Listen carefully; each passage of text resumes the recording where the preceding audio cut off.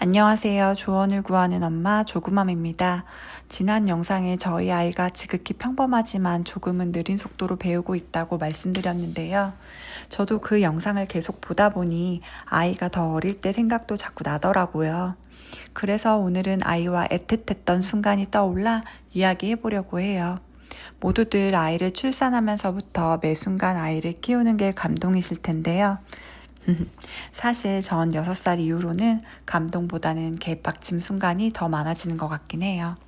그럼에도 아이에게 감동받은 순간들, 오히려 저를 성장하게 하는 순간들이 많아서 이 어린이한테 더 배우고 있는 것 같아요.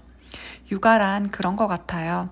나 혼자서만 잘한다고, 내가 잘났다고 아이를 잘 키워내는 것도 아니고, 내가 훌륭해서 아이가 바르게 크는 것도 아닌 것 같아요. 조금 무거울 수도 있는 이야기지만 이야기해 보려고요. 저는 아이가 39개월 때 검사를 위해 입원한 후 갑작스럽게 암 진단을 받아 암 환자로 살고 있는데요. 희귀병에 수술이 쉽지도 않았고 이미 컨디션이 많이 떨어진 채 직장 생활을 하며 버티고 있어서인지 회복도 오래 걸렸어요. 3일 만에 만나자고 아이에게 약속하고 입원한 지 2달 만에 아이를 만날 수 있었죠. 39개월에 헤어져 41개월에 만나게 되었거든요. 2달 중 2주는 중환자실에 있어서 아이랑 영상통화나 음성통화조차 할 수 없었는데 그 시간을 아이는 겉으로 보기에는 큰 변화나 감정 동요 없이 잘 지내주었어요. 씩씩하게 지내는 것 같다가도 수술 전 병원 로비에서 만나면 엄마 빨리 같이 가자. 엄마 어서 나랑 집에 같이 있자. 라고 말이 느린 아이가 더듬더듬 표현해 주었어요. 그럴 때마다 가슴이 무너졌죠. 제가 태어나는 날은 발음이 부정확한 아이가 우리 엄마 태어난다고 모든 선생님들께 자랑하고 다녔다고 하더라고요. 어린이집 선생님들도 2달간 친정엄마 덕분에 아이에게 엄마의 공백을 못 느낄 정도였다고 말씀해 주셨는데, 그러면서도 너무 밝은 아이의 모습에 기약 없는 엄마의 상태를 알고 계신 선생님들은 마음이 너무 아팠다고 하셨어요. 제가 태어난 날 아이는 기쁨과 행복과 설레임이 표정에서 흘러넘쳤어요. 이걸 어떻게 다 표현해야 할지 모르겠는 아이처럼요. 그러고서는 제 핸드폰을 가져오더니 세워놓고 저랑 셀카를 20분 동안 찍어댔어요. 너무 보고 싶었던 마음이 표현되는 건지 그냥 어떤 걸 해도 엄마랑 하는 행복함이었던 건지는 정확히는 알 수 없지만 세상 무엇도 갈라놓을 수 없는 모녀 사이의 힘을 저장하는 것 같았죠. 퇴원 후에도 여전히 입맛이 없어서 가족 모두 둘러앉아 식사를 겨우겨우 하고 있는데 유일하게 좀 들어가던 반찬이 조금 멀리 있었어요. 세상에 41개월 아이가 그걸 보고는 제 앞으로 접시를 놔주는 거예요. 전 너무 힘들어서 얼른 먹고 누울 생각만 하고 있는데 아이도 살피지 못하고 있는데 아이는 저만 바라보고 있었던 것 같아요. 반찬을 앞에 놔줄 생각을 하는 모습에 내가 없는 2달 동안 아이가 엄청 많이 자랐구나 싶었어요.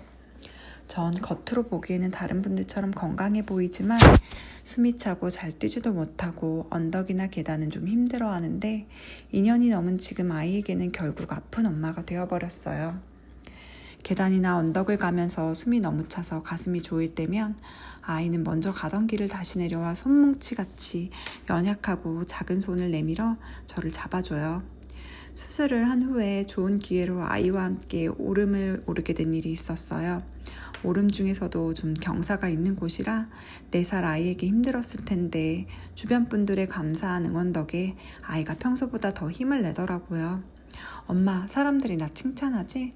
어른들보다 잘 올라간다고 하지? 하면서 주변 분들의 따뜻한 한마디 덕에 아이가 끝까지 오를 수 있었어요.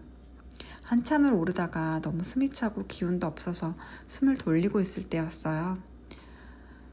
눈이 아직 녹지 않아 미끄럽고 경사가 높아 밧줄을 잡고 올라가던 아이가 뒤를 돌아 저를 쳐다보더라고요. 그러고는 다시 내려와서 자기 손을 잡으라면서 엄마 많이 힘들었지? 라고 했어요. 그 순간 제 얼굴엔 엄청 뜨거운 눈물이 흘렀어요. 사실 수술 전 처치 기간이 길었지만 발열로 자꾸 처지는 컨디션 때문에 빨리 이 나쁜 암덩어리를 제거해버리고 싶었어요. 하지만 재수술을 해야 하는 상황과 폐렴이 심해져 오랫동안 중환자실에서 선망과 싸우며 지냈었고 이후로도 더 악화되는 상황에 수술에 대한 후회를 할 정도로 힘들었어요. 아이 생각보다 내가 힘들어서 버틸 힘이 없어 모두 다 내려놓고 싶을 때도 있었거든요. 그런데 그 순간 이 작은 4살짜리 아이가 한마디로 저의 그 시간들을 위로해주는 것 같았어요. 아이는 단순히 지금 올라가기 힘들지라는 의미였을 텐데 저에게는 엄마 수술하고 이겨내느라 너무 힘들었지? 내가 기다리고 있었어 라고 들리더라고요.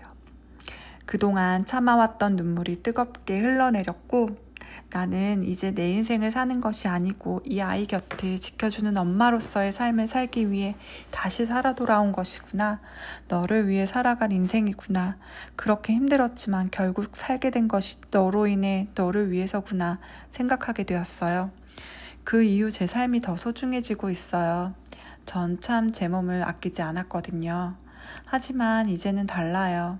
더 이상 아프지 않게 귀하게 다뤄줘야 되는 것도 있지만 수술 후 40대 인생부터는 제 아이를 위해 존재해야 하거든요. 제 삶의 목표는 오래 살기예요.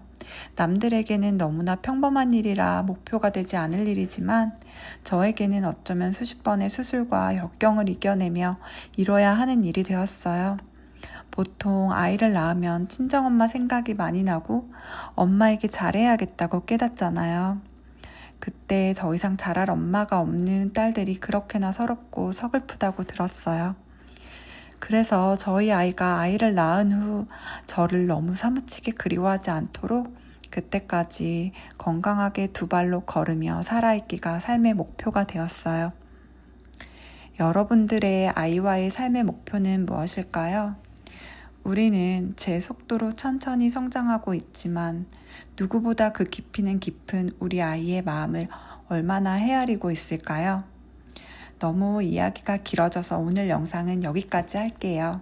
다음에 기회가 되면 더 이어서 이야기해 볼게요. 길고 무거운 이야기 끝까지 시청해 주셔서 감사합니다.